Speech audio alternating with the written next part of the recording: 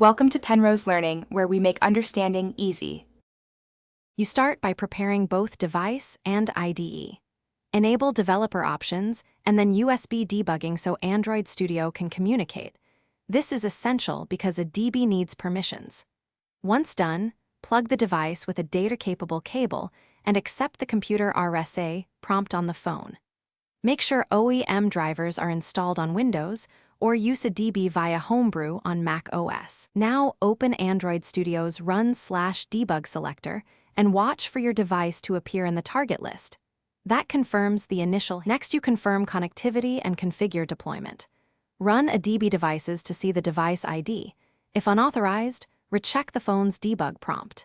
In Android Studio, pick the correct run configuration and module so Gradle builds the right APK. Make sure Instant Run or Apply Changes is set to your preference to speed testing. If using wireless debugging, pair via a DB TCP/IP and a DB Connect after confirming IP. Do this only on trusted networks, because a DB over Wi-Fi is less secure than USB. Finally, deploy and verify the app runs.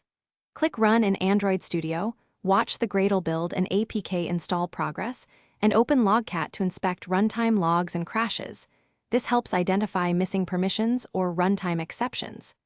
If the device disappears, restart a DB with a DB kill server, then a DB start server, and replug the device, because a DB often hangs.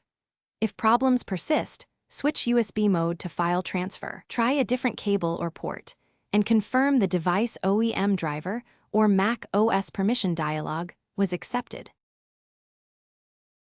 Thanks for watching. If this was helpful, leave a like and consider subscribing. See you next time.